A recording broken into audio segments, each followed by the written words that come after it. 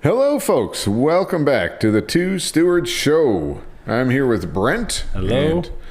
And my name's Mark. And yeah, we're the Two Stewards. So today we want to talk a little bit about macroeconomics and macro trends. Yeah, exciting. So we often refer to macro, as we call it. But, we realize that maybe not a lot of people know exactly what we're talking about. Including Brent. Including me. We don't really know what we're talking about. Don't have all the answers. No, we certainly don't. But we look for them, and we kind of do that in the framework of macroeconomics.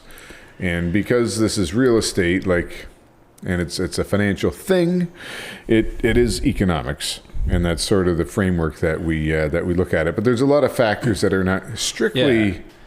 Yeah. And now that everybody's confused, I'm going to attempt to redo the intro. Okay. Okay. You said we're talking about real estate. Why should people invest in real estate? We did a little bit of a series about this a couple episodes ago. Yeah. And now we're all fired up again because I don't think we answered all the questions. Well, I think we answered it from, we had 7 good reasons, strictly from an economic, more of a narrow view, I think, right? Yeah. But we have a wider view of things. And Okay, you said if somebody buys a house as an investment, they might think, okay, yeah, usually I buy a house, it's not going anywhere. Yeah. So my money's not going to just be lost. Somebody always needs to live in a house. So, okay, that's pretty stable. And, I can rent it out, so I make some income.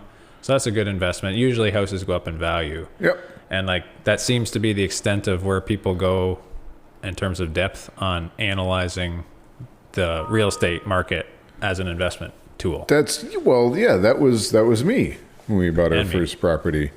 Houses are generally going up in value. It's a good idea. Yeah, right? It's not guaranteed to go up in value, but they have for a long time. They probably are still gonna, and you can make some money off of the rental income. So, get it. And then if you do it right, you can get more of them. Yeah, but there's more to it than that. A lot more, yeah. Which is why we still keep recording podcasts. We haven't reached the end yet.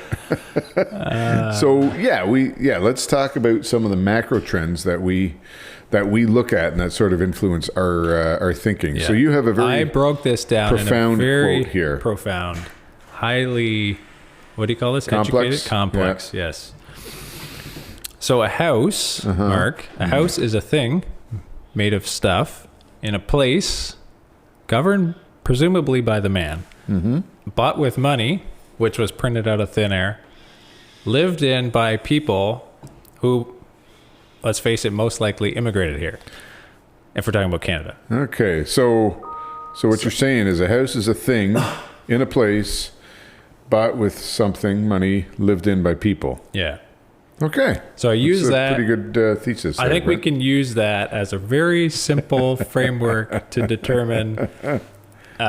Each one of those we can go into more depth, right? I think those kind of put all the different aspects of the macroeconomic picture into little buckets for us. Yeah. So like Home Depot buckets? Yeah. I don't know. Is that a whole topic? We were talking about this the other day, the single-use bucket trend. Oh, really? Yeah. Where people just buy a bucket from Home Depot and then they chuck it out after. Oh, that's terrible. I have a garage full of those things. See, everybody does. I don't know. They're so cheap, and then you just use them. You got all these buckets, and they're so big, and they don't stack. Anyways. We'll do an episode on how to unstack Home Depot buckets, because once they're stuck together, forget about it. Anyways, let's get back to to macro. So a house is a thing. Yeah.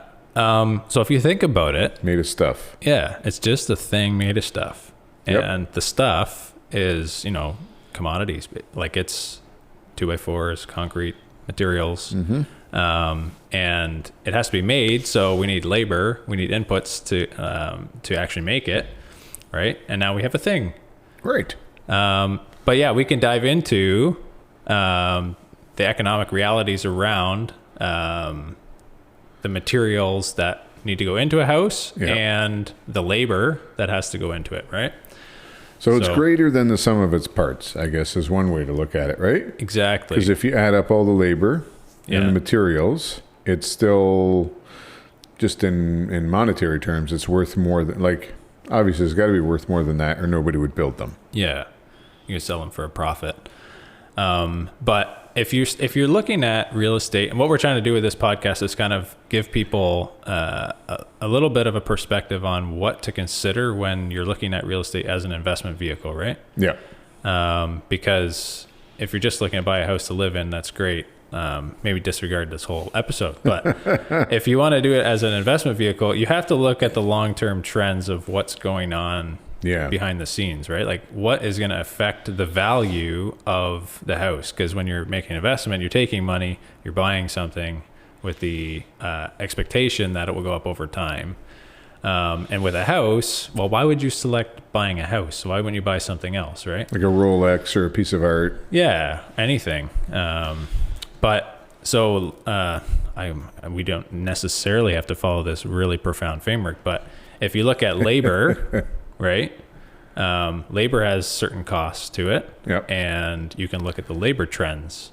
So we don't want to dive deep into like every one of these buckets, but we just want to speak to the fact that they exist and that they impact the housing price and value over time. Yeah. Right. So if labor market is constrained and it's hard to find employees, it's hard to find, skilled workers who actually can do the jobs of assembling a house in a proficient manner, right?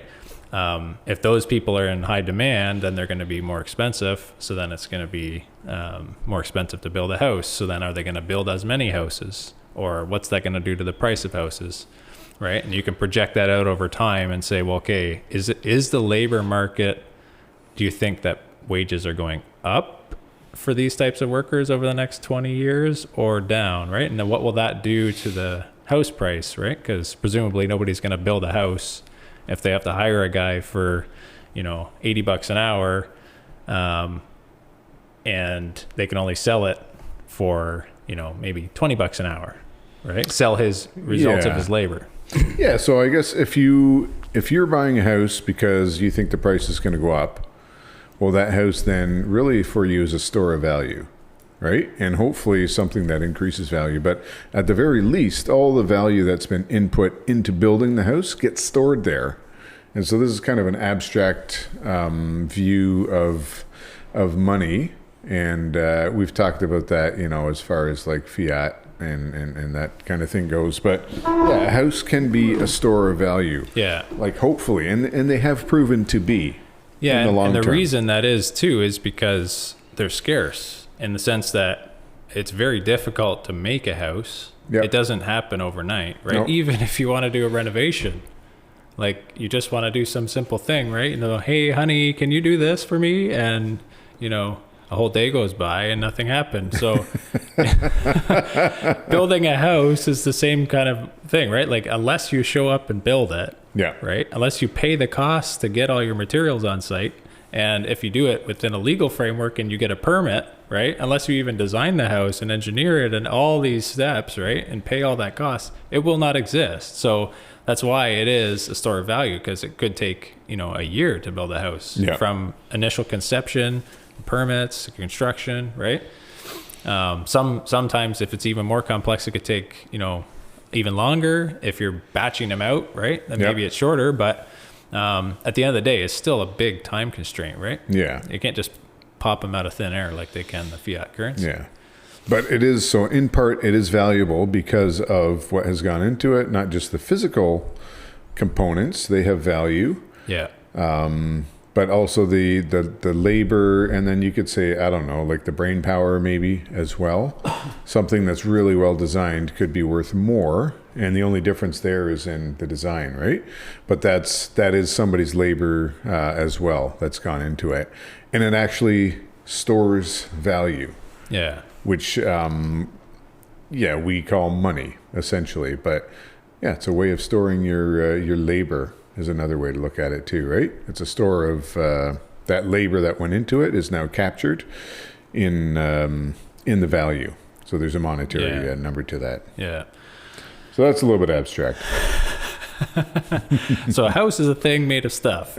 All right.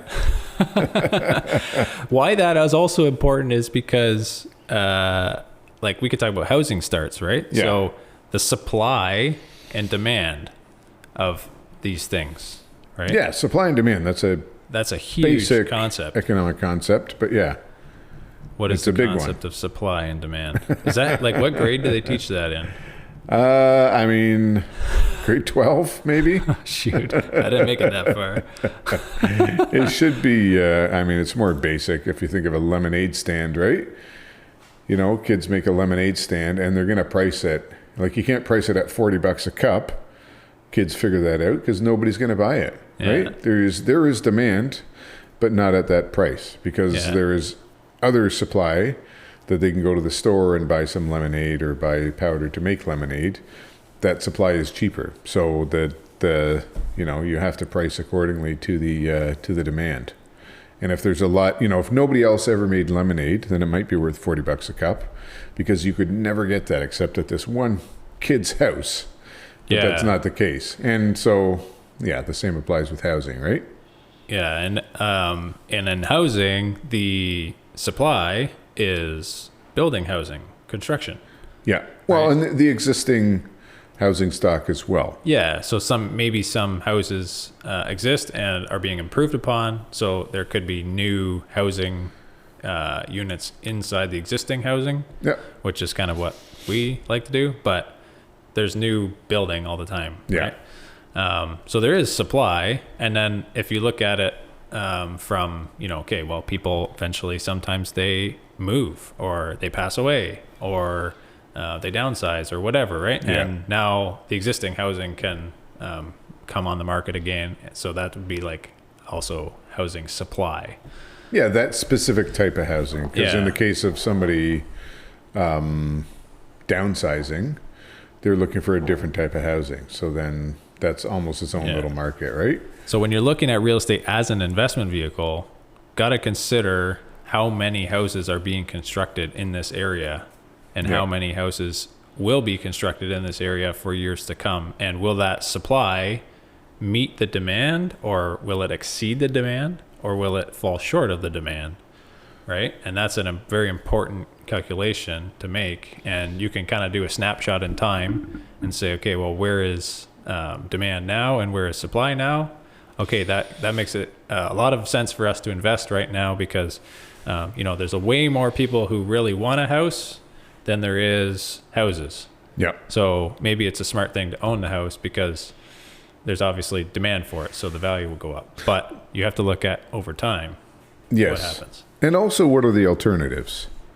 Right? Because we speak of housing as sort of this monolith, but, you know, if you're looking at investing, you're only buying generally one type of housing. So maybe that's single family housing. That's usually what we think about when we talk about the housing market, like single family homes. Yeah. But I mean, there are apartment buildings as well, right? Which could be an alternative for if somebody can't afford either to buy or rent a single family home, they have the option of going to an apartment building, for example. Yeah. Right? Or, I don't know, a trailer park or, or renting rooms. Yeah. As opposed to renting a whole place, right? So you have to consider, like, what's the alternative supply? Yeah. And when we're looking at housing in Canada, and even, you know, especially in GTA, there's not really much in the way of alternatives. Yeah. Right? Nobody's building new apartment buildings. It's just cost prohibitive to do that. Well, yeah, like purpose-built rentals, that has decreased so drastically. Yeah. Like everybody is focusing on condos. Yeah. Which, right? So that it used to be you would build an apartment building to rent it out, but now that's the only thing anybody builds really is condos, which are to be sold, not to be. I mean, eventually they get rented, but the initial use is to be sold, and then same with single family homes, right? It's all to be sold. So there's not really a lot of alternatives. At least in our market. Different places, yes, but not here. Yeah. In Canada. And I think it's important to consider this factor, like the housing supply, so the new creation of housing units, in light of like a long span of time, right? So zoom out and say, okay, how many houses can we produce? Yeah. And how many houses have we realistically been producing over the last, 50 years, 30 years, 10 years? What is the trend there? Are we getting better at building housing? Are we getting faster? Is it right? Like, Yeah. Are we building more units? Or is it slowing down? And how do you project that forward, right? Because that's going to have a huge impact on that supply demand ratio. Yeah. Right. And the underlying value. So if you're going to be making an investment decision, you want to know, okay, hopefully the supply is somewhat constrained. Yeah. Right. Because that way the value will go up if the demand's there. Yeah, and that's important because to note about the time frame, because there are variations, right? In the space of a year or two, things can really change, or over 5 years. But once you go 10, 20 and years, that gets us into the next thing, which is the house is a thing made of stuff in a place governed by the man. the man. I don't know. It could be a woman too. Yeah, but I think we have in this country a man. Yeah. But the house, if you're buying a house or an investment property, it is in a place. Yeah. And that is like geographically determined, right? It's in a city. You can't move it unless, if you can, actually give me a call because... well, if you got a trailer, you can move it. Yeah, if you have a trailer. But if you buy the land and you have improvements on the land... Yes. Yeah, you're not moving that. Not usually very cost effective to move that. Yeah. But if you do know a solution, give us a call. So you're talking about, a geographic location. Are you talking primarily about land? Yeah, land and The everything things that goes affect with that it. land. Yeah, exactly. So whether that's taxes, government policies, could be subsidies or rebates. It could be any of the surrounding amenities or risks associated with owning land in that spot, right? So if you're buying an investment property and you're doing so because you anticipate that that property is going to go up in value, the house is the one component, right? The thing made of stuff, but the place and the land is the underlying asset that they're ultimately not making more land, right? So what all impacts that, and how will those trends pan out over time? Yeah. That's what you got to ask yourself. Yeah. And so that's an interesting one because, you say they're not making any more land, and then people will laugh at that because they're like, look, we're in Canada, we're one of the biggest geographic nations, nations in the world. Land mass. But it's area. We have a lot of land. How much of that is usable? I mean, technically it's all usable, but how much of it is feasible to actually develop, right? I can't go buy a patch of land in Northern Ontario and then build a whole bunch of homes. And who's going to, the cost to service it would be astronomical. Yeah. So you got to be close to existing development, right? Yeah. In order to do that. So people say they're not making any more whatever land. There's lots of land. There's not lots of land that you can develop. Yeah. Right? Where in Canada, what is it? 80% of the population lives within 100 kilometers of the U.S. border. Stone's throw away. Yeah. I mean, a small stone, I guess. Depends how far you can throw. Have you seen Mark's pipes? But so geographic is important when geography is important. Geography. And then the things that surround that, right? Like you said, the government that's there and policies that exist, taxation, all these things are important to consider. Yeah. And they represent risks as well, right? So if we look at whether or not it's a good idea to buy real estate as an investment as compared to some other things, real estate kind of like a sitting duck, right? You own this house on this land. Yeah, that's valuable, but you're not technically the owner, right? The government of the country has a lot of power over your land and what can be done on it, right? So we've talked in the past about zoning, right? So they can make a policy that you have very, very little control over or say, right? Maybe through a public consultation, you can put your hand up and say, I don't think that's a good idea. But yeah, whatever they do, right? And then you have to deal with the consequences of that. So when we zoom out over time, you want to make sure you're looking at what are the trends in these policies, or which way is the government kind of looking on this? Do you expect them to pivot from, being favorable towards development to being totally against it, right? Because that could have a huge impact on the value of your land. Yeah, and I mean, we talked about this before, how people instinctively can gravitate towards real estate because they know, it's a good investment without looking at all the sort of the macro features of it. But by the same reasoning, people will feel pretty comfortable buying real estate in Canada and the United States because there's a long history of entrenched property laws, right? Yeah. That the government As basically compared exists. to maybe some other. Yeah, the government exists volatile. to enforce your rights around personal property, right? That's it's a Western. I mean, it's through the world, but that was developed sort of as a Western concept. And you can go back to the Reformation and how that sort of affected how we think about personal property rights and individual rights, and then how that sort of changed or became enshrined through the Enlightenment period and all this stuff. But the point is, in Western governments, generally speaking, there's a very strong history of property rights, which, you don't get everywhere else. Yeah. But that's why people, I'll invest in Canada, sure. Or I'll invest, and even foreign people from around the world will invest in Canada and the United States, because it's pretty reasonable to assume that if you buy a piece of land, piece of property with a house or without, that you will have control over that asset for a long time. Yeah. Right? Barring a government expropriation or something. Yeah. But even in that case, you're generally compensated for it. Whereas, would I want to go buy a property in China? I don't know. What's the chances that they take it away from me, or Latin America, where they could just nationalize it because they have some kind of program, right? Yeah. Oh, yeah. And through Russia too, right? Sending people to the labor camps just because they were landowners.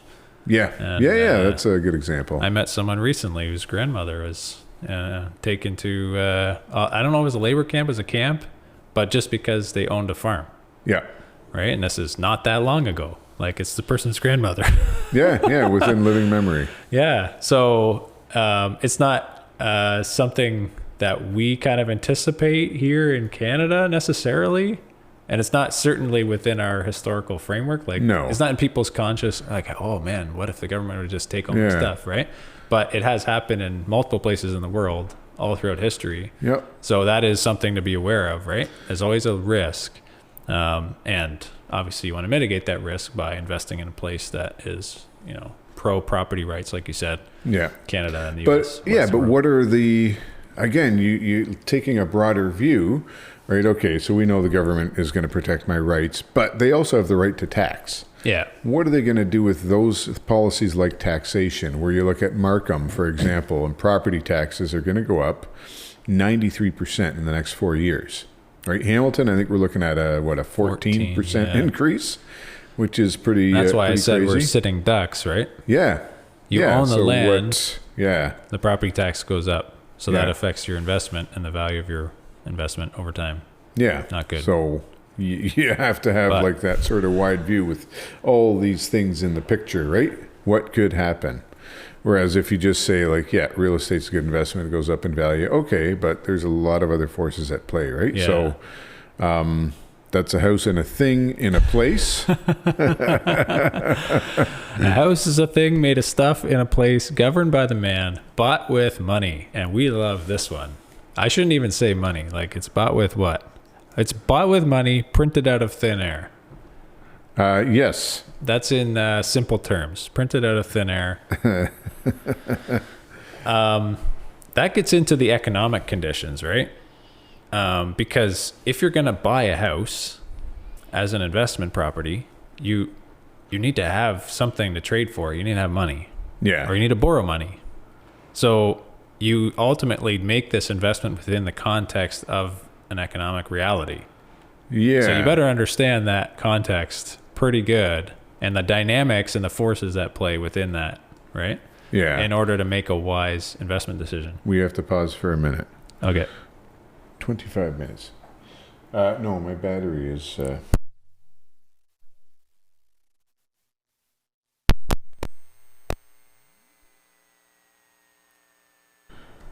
Okay. Oh, okay, that's back there. Okay, so hopefully you makes a note at 25 minutes to edit this out. What were we just talking about? The economics. So you're gonna... We live in an economic reality. Yeah. And we have forces at play that... What do they do, Brent? Don't keep us in suspense. What was I saying? So we live in an economic reality. Some would say it's maybe not even reality, depending on how you look at our money system. But yeah, that affects how we can actually purchase real estate, right? You said it's... Yeah, so you want to get a loan. Sometimes I would like to get a loan. Yeah. Just away from the kids, away from everybody. Is that what you're talking about? Not that kind of loan. All right. You do that in the loan. basement. Yeah. Oh, yes. So you live in this economic reality. And when I say that, I mean you have to deal with money. And right now, our money, like we've talked about in the past, is based on government decree. Nothing. Yeah. Printed out of thin air. So that is very, very, very important because it has a big impact on the value of your investment, because the investment itself, the property itself, is denominated in the money. Yes. Right? So you're ultimately trying to increase the number of monies, units, value. Yeah. So yeah, getting back to that simple view, like, yeah, it's going to go up in value and it'll provide cash flow. All that value and that cash flow is all in dollars. Yeah. Denominated in dollars. Denominated in dollars, and what determines what those dollars are worth. Yeah. Is the question, right? Because if you just say, oh, I made $1 million, that may sound really good, but if $1 million only buys you, a cup of coffee, well, great, right? So where are those trends headed, and how can you stay on top of that and know, and then anticipate and react? That's a really vague way of saying you should do everything. No, but having a bit of a broader view and more a historical time or framework as well is important, because you're saying, okay, what is the dollar worth? Like it's worth what it's worth. What are you talking about, Brent? Right? Yeah. $1 million for a cup of coffee, that can't happen. But we've seen where it has happened repeatedly in history. It's like Germany. Weimar Germany is the one that people quote most often, right? Hyperinflation. But we have examples of that in recent history as well, right? So Latin America is sort of the favorite punching bag of me. No, I have a lot of people when it comes to looking at hyperinflation and examples. But you've had it in many, many Latin American countries when they were... Well, when they had bad economic policies, right? Yeah. So you've seen it like Chile was an example in the 70s and 80s. You've had Argentina multiple times, Brazil, right? And these are like not small, like Brazil is not a small economy. Yeah. I can't count them on one hand anymore. So that's because you only have 3 fingers, Brent. Too many workplace accidents. I'm just kidding, folks. He has all five fingers. But yeah, there's so many, and we've even seen in Europe, right? In Portugal and Italy and Greece, hyperinflation and so many other examples. And there's also been not necessarily hyperinflation, but other scares, right? So banks failing, for example, right? Recently in the States. Yeah.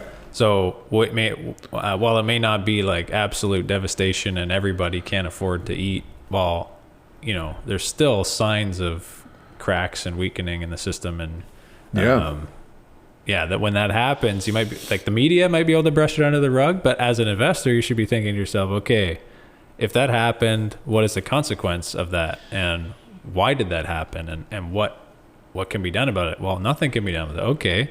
Well, how should I structure my endeavors in light of that? Yeah, that was a real concern for us, moving money into the United States into a regional bank. And like, as far as I could tell, the bank was safe, but I'm like, regional banks have been sort of failing in the States, and is my money going to be safe there, right? Yeah. Like that's a crazy concern. Oh, it'll be safe there, but you can't get it back out. Yeah.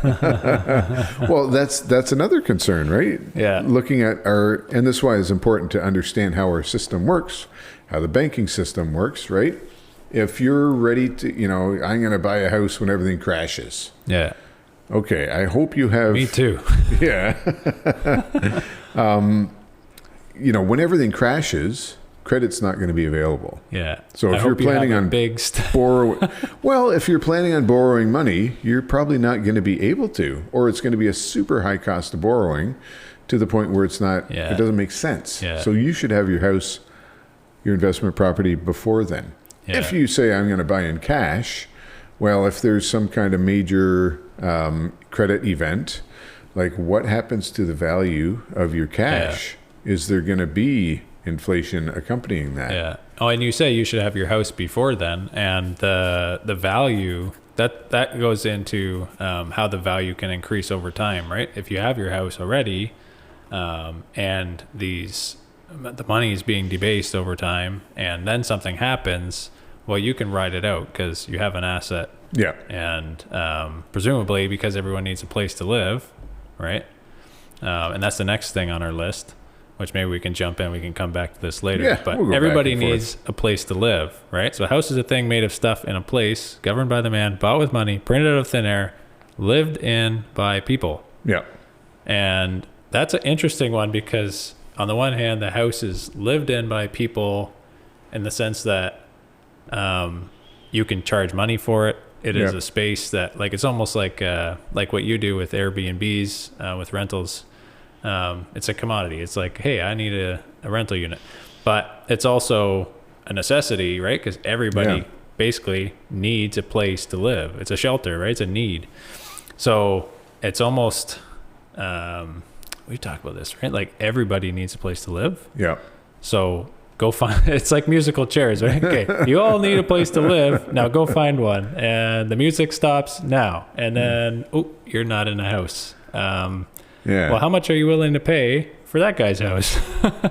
And thus begins the real estate market, right? Yeah, exactly. And I never thought about it like that until now, actually. Oh, there you go. It's like a big game of musical chairs. Yeah, and this is where it can get politicized a little bit because it is a need. Everybody needs it. So then some people equate that with a right. Yeah. That everybody's a right to housing. Yeah. And we don't need to maybe debate that here, but again, you're looking at. We'll debate it here, but not now. Okay, not here and now, just here. But if you're looking at macro trends, again, this is something where you need to have a wider view of even the political climate around housing, right? And a lot of folks that I've talked to recently are saying, like, Ontario specifically is not a good climate to buy housing, to be a landlord in, for a number of factors, right? But you have to sort of start from that big view and then work your way in. Like, what are the factors that would make it good, right? So you talk about like landlord-tenant relations, the political climate, the rules. We talked about government. People are fickle. People are sinful. People are weak. People are self-serving, right? They want to have the rights, like you said. They are entitled. I want this house. I should have a right to this house, right? It's me. So, and then you're dealing with people too, and everyone has their own preferences, right? Yeah. So then you can get into like which particular house is more valuable because that person or this group of people, this cohort, desires that house or that kind of living arrangement better. We talked about condos, apartments, right? So there's a certain sector of the market of people that like to live in apartments or can only afford apartments or need to be in this area for this amount of time and they want to live in an apartment for that, right? And then there's another sector who's like, no, I'm living in this kind of housing because, right? So then the market segments start to form. Yeah. And this is basically talking about supply and demand again, but this is not the supply side, it's the demand side, right? yeah. So if you have this valuable asset, this real estate, we talked about the supply already. Now the people are the demand. Yes. And is that going up over time or down, or is it staying the same? And what do you want it to do as a real estate investor? Yeah. And then that'll inform like what kind of real estate you're buying. Exactly. Because there can be a lot of demand, but if you buy the wrong thing and Yeah. there's no demand for it, well, that's just useless, right? Yeah. That's not helping not either the helping people anybody, looking for it or you as an investor. So you talk about demand, right? So then you're kind of looking at demographics. So again, Yes. it's wider population trends. Not just like, yep, it's a city and there's people who live here. Yeah. Like, yeah, that's one way to look at it. But like, are people going to continue to live here? Are more people going to live here? Yeah. So you would look at things like household formations, right? Yeah. We know that millennials are starting to form households now, more like on an increasing basis. Believe it or not. Yeah, believe it or not, it's actually happening. Wow. Right? So I think I'm a millennial. but you're sort of an exception in that you've done that household formation early, right? We get but that's another thing to look at. When are households being formed, right? Yeah. Later and later. Right. And a Population household aging. formation is important because that means another household, another dwelling unit, another household needs to be built or come on the market or be created in some manner. Otherwise, these households are living with their parents. Yeah, exactly. So what are their alternatives? Like typically when you formed a household, you went and you bought a house. Yeah. And it might not be like a single family detached, but some kind of, not an apartment. Yeah. Basically, right? Because if there are children coming into the picture and a dog, maybe you're not going to live in a 1-bedroom condo. Yeah. Now you need something, maybe you need a bigger condo, or more likely, detached home was the traditional way that people do that. But so that's one of the demographic trends, right? The one that was really important for us, more so than anything else demographically, is immigration, right? That's been a constant source of population growth and pressure on the housing market for, in the 2000s anyways, we'll say. Like it's been the story of Canada, but looking at the recent past, there's always been a steady stream, but that's just like ratcheted up tenfold in the last, maybe fivefold, let's say, in the last few years, right? With these crazy population targets that the government set. Yeah. And the numbers that are coming in. So that's both regular immigrants, like immigrants who are coming here to live and might bring their family. So that could be economic immigrants, refugees who are being let in, and then students, right? We've talked about this a few times, but students is like a huge... And they need a place to live. They need a place to live. They may not be here forever. So that's like, Mark, that's like the tap. Like the government, we're talking about the geography. The government is just turning on the tap, and in comes all this population growth. Yeah. And then, what's the macro trend on that? As an investor, you want to ask yourself, okay, if I zoom out 20 years, will that continue? Will it increase? Will it decrease? Right? Yeah. And then when that tap or that flow of people comes in, where do they go? And I think most importantly is why, right? Because when you're buying a real estate investment property, you can't just buy, for example, Hamilton, right? It's not like, well, Hamilton's good, I'll just buy Hamilton, right? Some people do. But I think most people listening to this podcast are buying a particular property in a specific neighborhood inside of one pocket of one area, right? Like, it's so specific, it's that, right? It's just, you have how many blades of grass on your property? How many windows are in your house, right? Yeah. So when you think about it, if you're going to buy that particular piece of real estate, why would someone want to live in it? Yeah. Right. And so you have this flow, this tap of immigration coming into the country, and then plus the births, which are kind of going the other way. But and then you have in-migration within the country and the city, right? Yeah. But why are people living in your house, right? And looking at those trends. So that means you have to look at like jobs. So maybe they live in your house because there's a job close by. Yeah. That's a good paying job that they're skilled enough to do. And maybe it pays them enough money to want to live in this particular house, right? Yeah. Maybe it's transit development. And then you get into kind of that scale of trends. Yeah, now you're drilling down a lot further, Yeah. but you got to start from the top. It's still a bigger long-term perspective, but you're looking at, okay, is there economic growth? Meaning, is there job growth in this area, right? Maybe within a certain radius.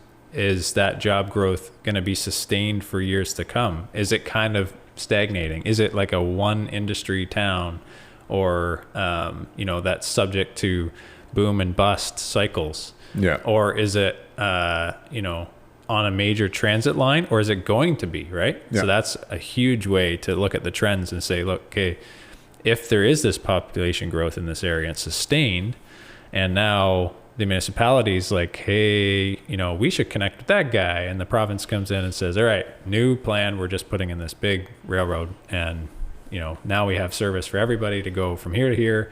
But if you're a real estate investor and you're looking at buying and increasing your value over time, which is what we are doing, then you want to know that and look at it. Yeah, and if you can get ahead of the trends, right, that's a little bit riskier, I guess, than just buying somewhere that's proven. But if you know that, for example, that there's a new rail line going to Niagara Falls or something, well, okay, maybe I'm going to look there now before everybody else. Too late for that, guys. But those Mark already bought Niagara Falls. Yeah, the whole thing. But no, because the general population may not be paying attention to new rail development, whatever, I don't care, I don't use the train. But if you're a real estate investor, you'd be like, whoa, they're doing a new rail line over there. Yeah. That is, okay, that means people who live there can get to Toronto in an hour, let's say, which is, all of a sudden that could spur massive new growth. Yeah. So that all relates to the fact that the houses are lived in by people, and those people have a reason to live in those houses, right? And that reason is governed by all these different kind of overarching categories. Yeah. And all of them, I think we just listed two, right? We listed economic, jobs, and we listed transit. There's got to be more. They're just not bumping into my head right now. Yeah, well, yeah, on the demand side, you mean, with people? Yeah. Yeah, well, you have, immigration, right? And students. So students was another one, right? Yeah. Which is not really, that wasn't expected. Yeah. This is, I certainly didn't expect what's happened with student immigration into Canada, and how it's really a pathway to citizenship now. It's not just students are going to study here and then leave. We've always had that, but how it's just skyrocketed, and what that's done to housing in the cities that have students, where you're in non-traditional student areas, you're getting students looking for housing. Yeah. So that expands your possibilities as an investor as well, right? Yeah. And then just the incredible pressure that's putting on everybody. Yeah. And even refugees. So one example in Hamilton anyways, where you see a lot more homeless people out there, is because there's a lot more homeless people. But How profound. Yeah, it's very profound. You see them. No, but there's unintended every government policy has a unintended consequences, right? So one thing we've seen is that there's less availability of shelter and services to homeless people, because refugees and families of refugees are now occupying homeless shelters because they have nowhere to go, because again, massive immigration, right, has been so what happens is that means somebody who is homeless and maybe had mental health or addiction issues before can't get access to those services anymore that he would have gotten at the shelter, because now somebody said, look, we have a family and we don't want them on the street, we're going to put them in the shelter. This is a small example of those sort of unintended consequences that you have to kind of, we don't live in a perfect world. No, but when you're looking at government policies, it's like, well, which way are the dominoes going to go? Yeah. Right? Yeah. Just a couple other factors.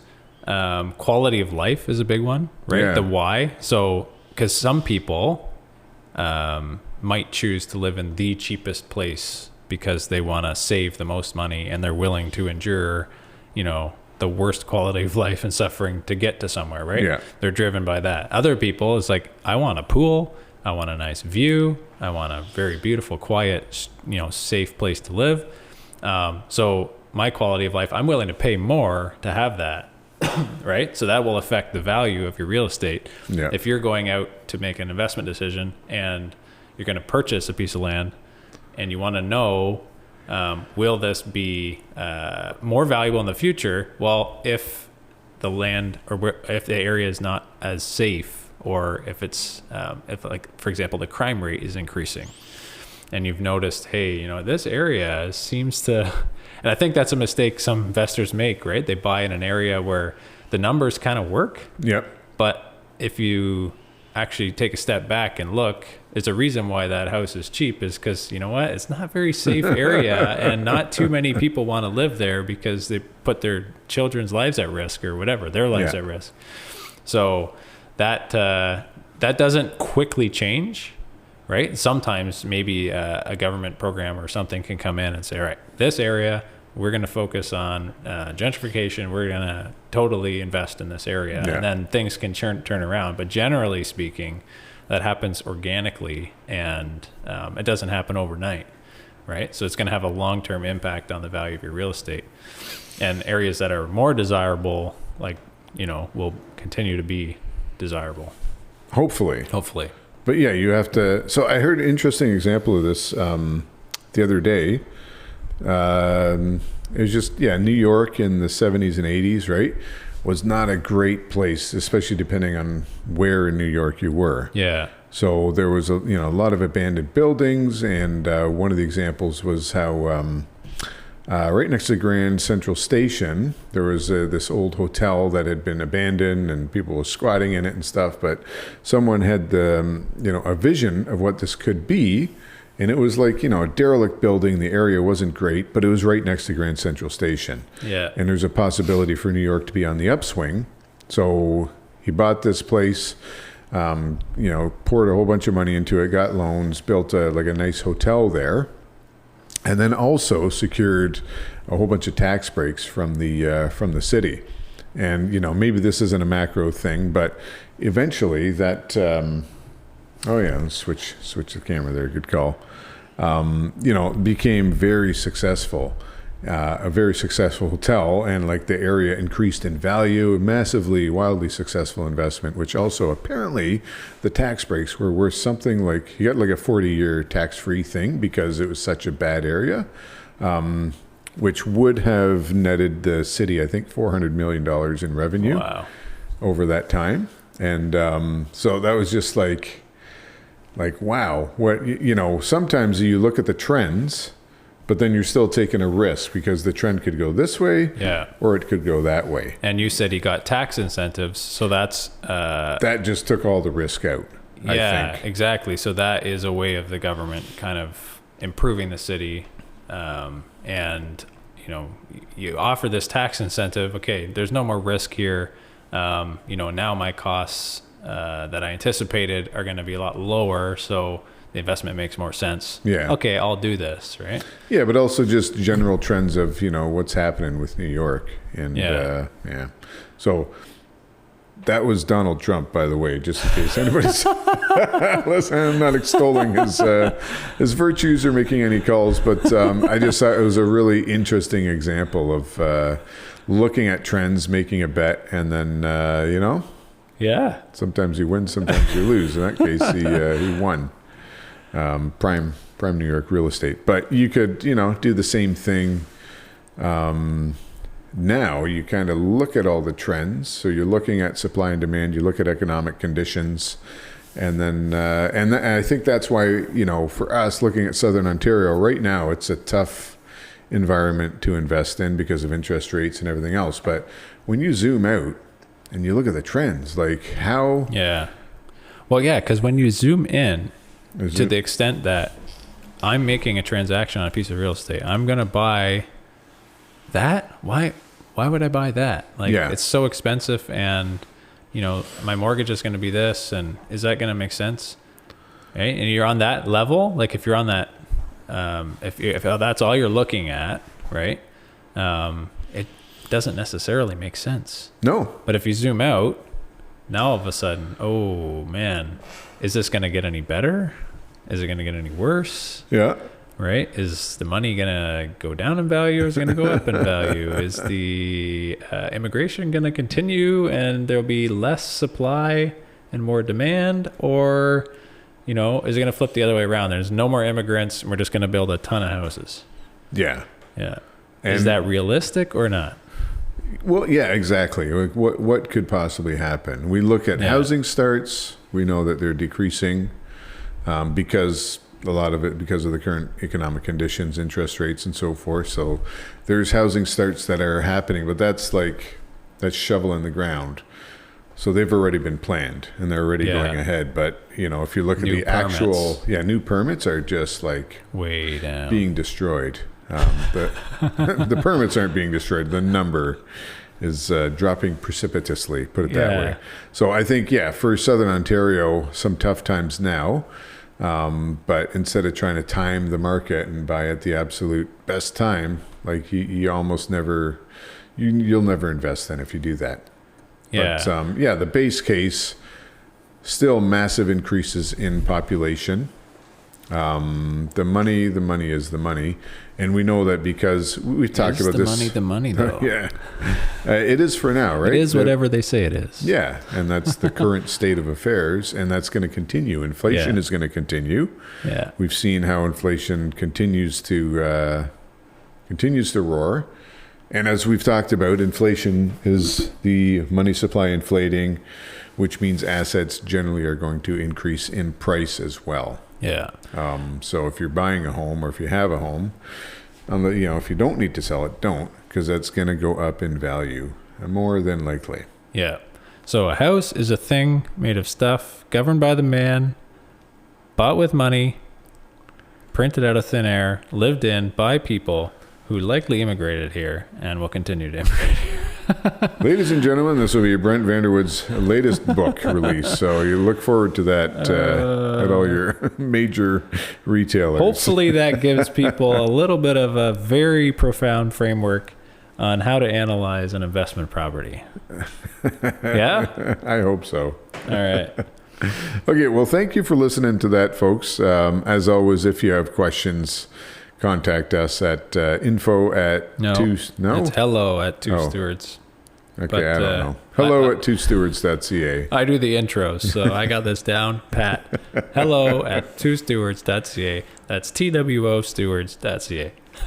Thanks for listening, folks. And until next time, Steward your wealth wisely. Thanks for listening to this episode of the Two Stewards Show. If you like my voice better, click subscribe. and if you like my voice better, click share. If you like both, give us a 5-star rating. To interact with the show, feel free to reach out at hello@twostewards.ca. We will see you in the next episode. In the meantime, steward your wealth wisely.